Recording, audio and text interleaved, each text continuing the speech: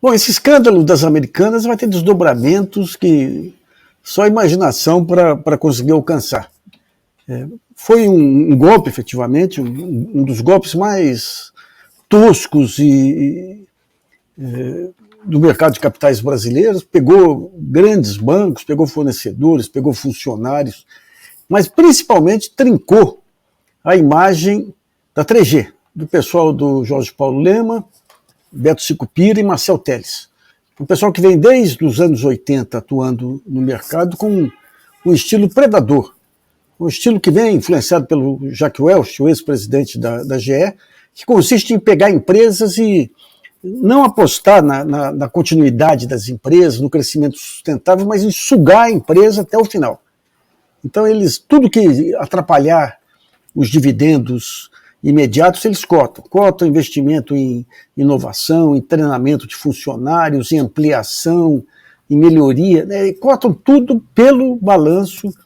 E é esse pessoal que assumiu uma empresa estratégica para o Brasil, que interfere na vida de todo mundo, aí, que é a Eletrobras, como a maior geradora de energia do país, dono de transmissoras, dono das maiores reservas hidrográficas aí, que são fundamentais para manter o equilíbrio. E agora, dentro de um golpe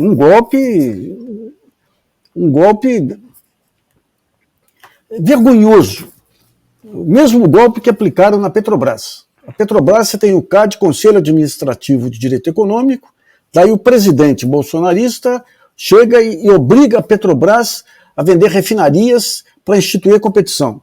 Em refinaria não tem competição, cada refinaria é única na sua região.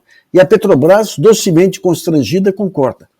A mesma coisa ocorreu com a Eletrobras. Um acordo leonino, tirando todo o poder do governo e aceito por Paulo Guedes, que é um homem de mercado. É um escândalo, efetivamente. Agora o Lula anunciou já a intenção de retomar a Eletrobras. A nossa entrevistada é a Clarice Ferraz, que é da Universidade Federal do Rio de Janeiro e do Instituto Ilumina. Clarice, obrigado por sua participação.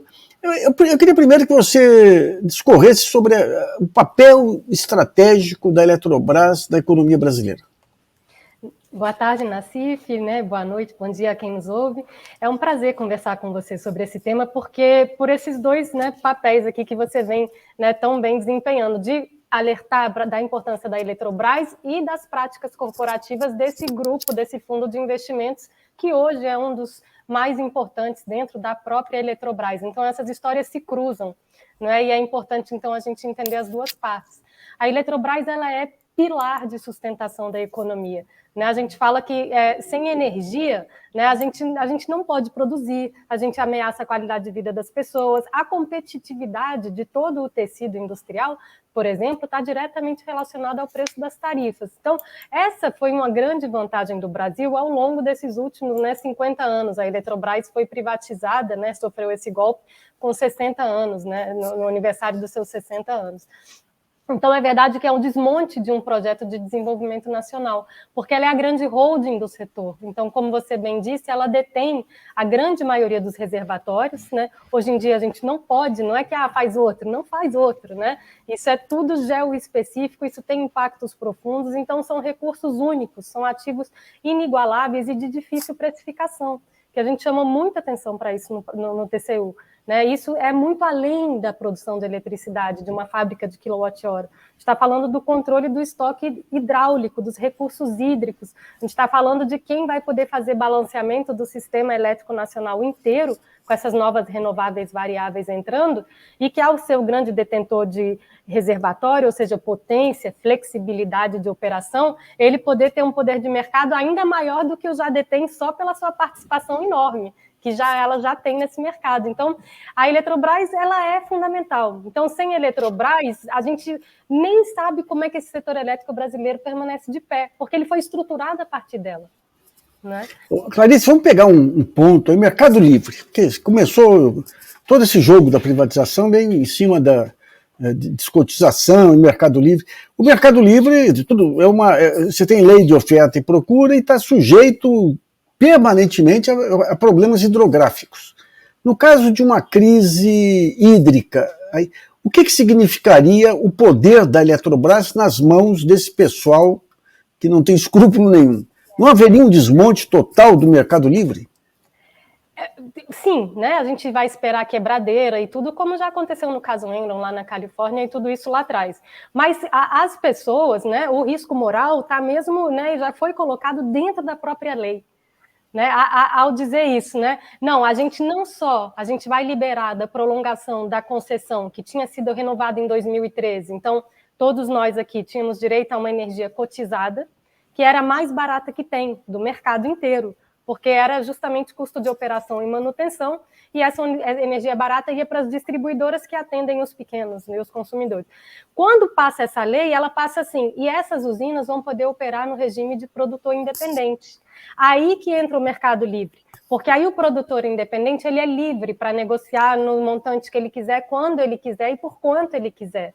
Então, aqui o risco moral já está dado. Quer dizer, se eu tenho que maximizar para o meu lucro, eu vou vender o meu produto, meu serviço, na época, né, que eu tiver um lucro maior. Quando é isso? Vou tentar prolongar esse pico de preço ao máximo. Eu vou jogar com segurança de abastecimento. Então, aqui é conflitante. Você tirar o papel da função pública da Eletrobras, de uma empresa como a Eletrobras, é você ter um sabotador de um plano de desenvolvimento ou qualquer coisa que estruture a economia, né? Por que você acha que o próprio setor das comercializadoras, que vão ficar nas mãos aí de um pessoal sem escrúpulo nenhum, mas por que o setor industrial... Porque o setor industrial, as grandes empresas aderiram a esse modelo porque cada qual pega a sua comercializadora e acha que está livre do caos. Mas se vier, digamos, uma desarrumação no setor elétrico, vai pegar todo mundo, indústria automobilística, máquinas e equipamentos. Por que não tem uma reação do setor industrial? Porque é aquela coisa, né, vai bater em mim por último. Então, até agora, eles foram muito favoráveis ao avanço do Mercado Livre, porque, sobretudo, eles foram os beneficiados de uma energia que eles conseguiram contratar livre de encargos e livre de uma série de coisas. Então, esse Mercado Livre, ele é, sobretudo, vantajoso pela disparidade da repartição de risco que existe hoje em dia. Se a gente explode e aumenta o Mercado Livre, quem vai pagar a conta? Porque esse Mercado Livre ele é muito lucrativo, enquanto você tem nós, consumidores regulados, assumindo os grandes custos estruturantes, né, desse setor. Então, quando precisou contratar energia de reserva, ou quando a gente contrata termoelétrica, a gente vai estruturando isso, não é o Mercado Livre que vai assumir esses custos maiores. Então, por enquanto, o Mercado Livre realmente se mostrou muito vantajoso, né, mas em detrimento da tarifa do mercado regulado, que teve que justamente arcar com o custo de expansão, que sempre sustentou, não é, os leilões e os contratos que foram sendo desenvolvidos a partir daí. Nada disso é bancado pelo Mercado Livre. Só que se o Mercado Livre se expande e a gente passa a ter um ambiente de ampla comercialização via Mercado Livre, vai ter uma explosão de preço dentro do Mercado Livre. Então, não tem como escapar. Então, os industriais não deveriam ser a favor dessa expansão como ela está acontecendo agora. Fica um alerta também. E as associações aí, a Anfávia, a BDIB, a BIMAC, elas não se manifestam sobre esse tema?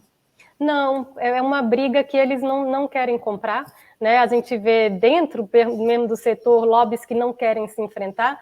A gente vê, por exemplo, a eólica e o gás, você pensa, aqui pode ter uma disputa, não vai ter briga também, todo mundo querendo harmonizar os seus interesses. E os industriais, né, eu acho que eles ficam... Acho que talvez alguns por ignorância da questão e outros pensando que vão poder apelar para alguma sorte de arranjo, né, que faça com que eles escapem, mas não vão escapar, porque a tarifa de eletricidade chega em todos, né, não tem como escapar. Que coisa. Eu tenho a impressão que um dos grandes problemas do custo do Brasil aí é a perda de representatividade das associações empresariais, né? Em outros tempos você tinha uma Anfávia, tinha uma BDIB, você tinha uma BIMAC, você tinha a Fiesp, que já teve... E hoje em dia, parte aí das federações estão nas mãos de pessoas que não são mais do setor, né?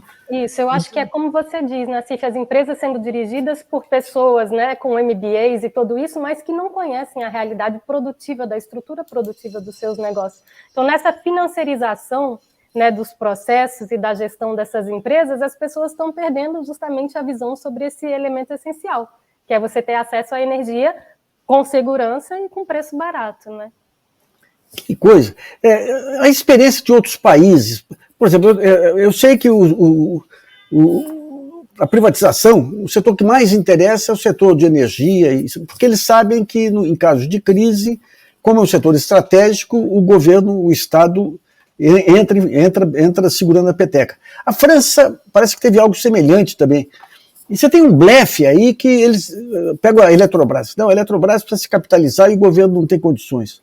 A França estatizou empresas lá porque só o Estado teria condições de capitalizar. Quais são os sofismas maiores aí levantados pelo mercado?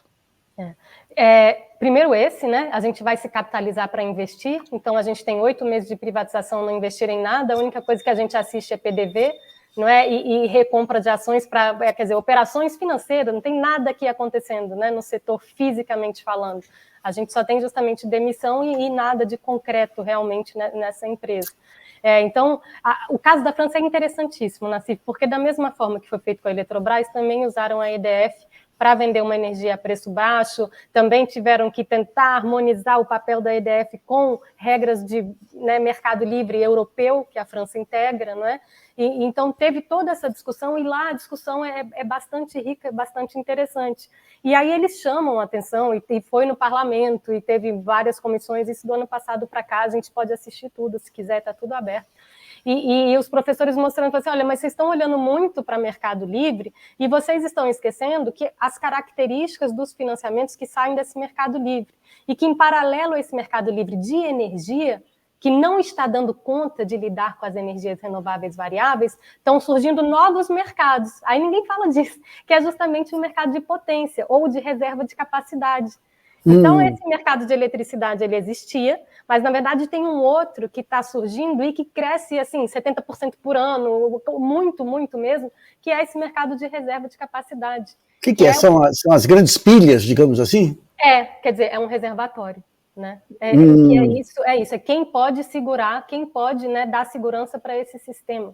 Porque se a gente está falando de um sistema elétrico como concebido por nós, e que eu acho que esse governo ainda tem essa ideia, né, de universalização de acesso e de segurança de abastecimento, então, como é que eu faço isso aqui ficar de pé e como é que eu faço isso da melhor forma possível? Isso aqui está tudo integrado.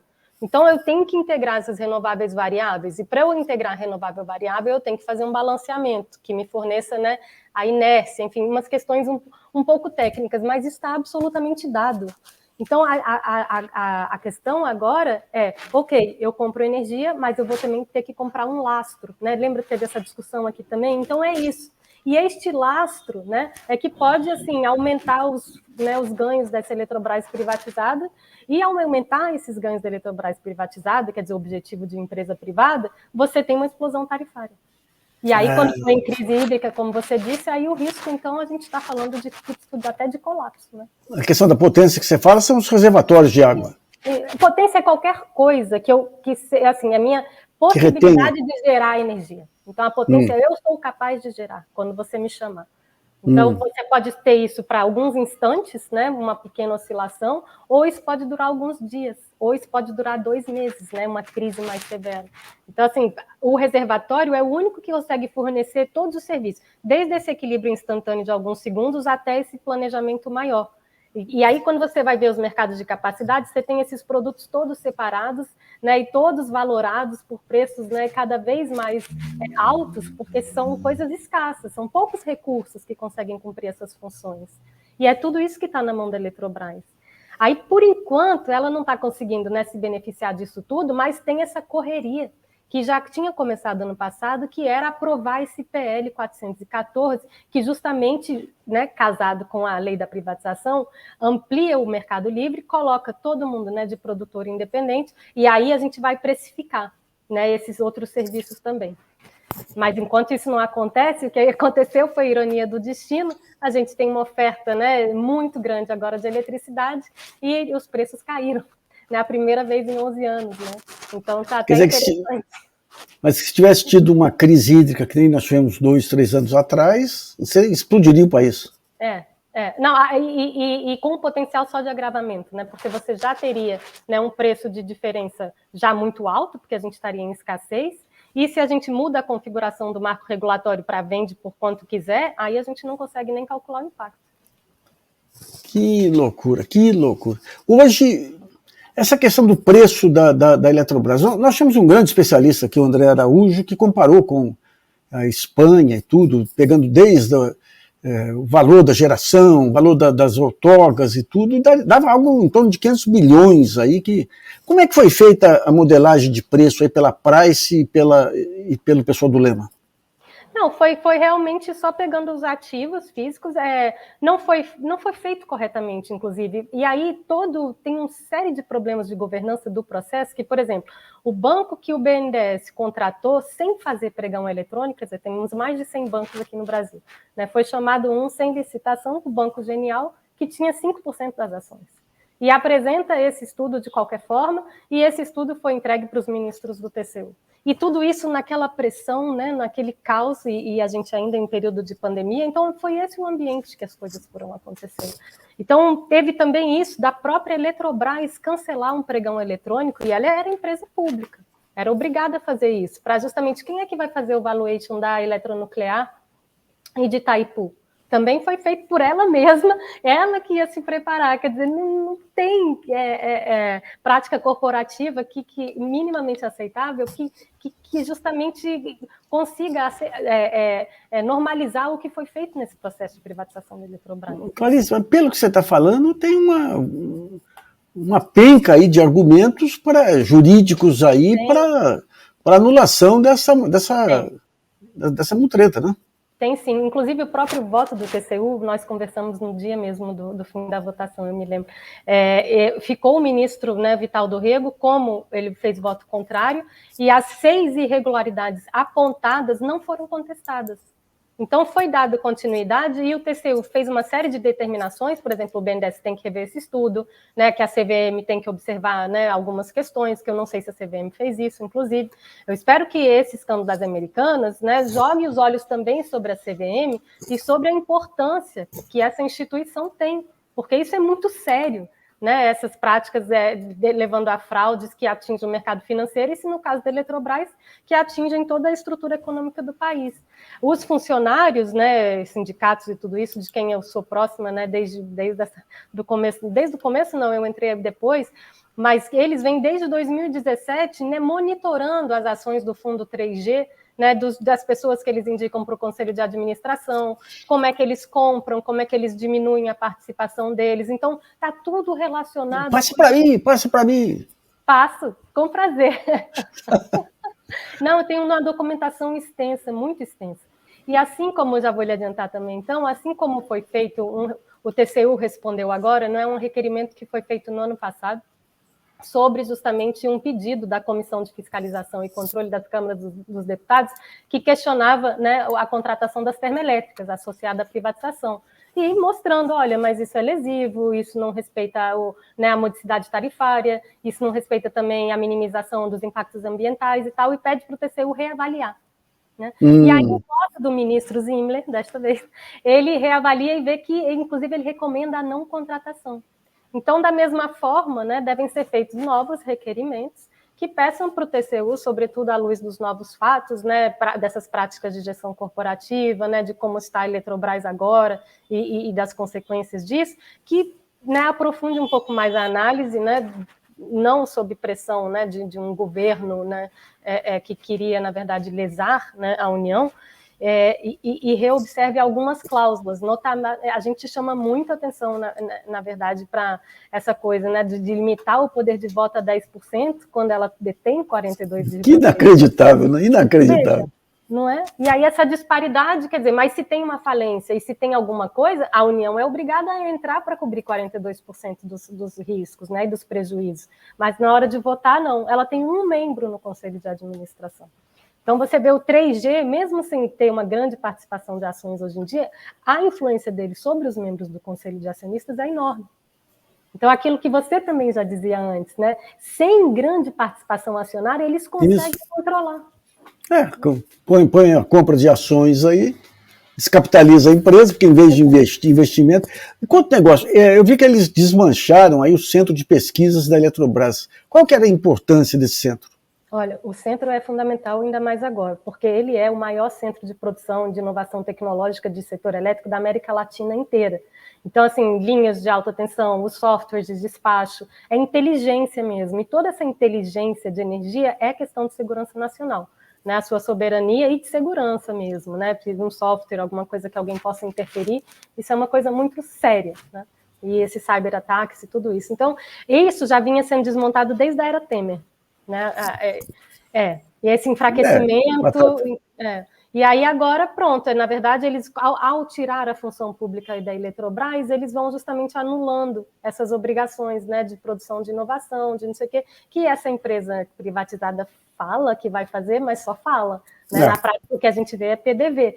E aí a financiarização, que você também descreve, sendo aplicada numa indústria, né, de infraestrutura essencial ao funcionamento do país e à segurança nacional. Tem que ter planejamento, tem que ter um plano de curto prazo, médio prazo e longo prazo. E esse setor que está em transformação precisa de muito investimento em inovação e tecnologia. E aí, se a gente até casa com esse drama nosso dos juros elevados, aí a gente fala, se não for via Estado, não será. Então, a gente está condenando o Brasil. Não se pode compactuar com isso. Né? Claro. Clarice, eu fico aguardando esse relatório, então, viu? Tá certo, Nassif, um prazer. E obrigado mais uma vez aí pelos esclarecimentos. Prazer conversar com vocês, à disposição. Tchau, tchau. Até mais.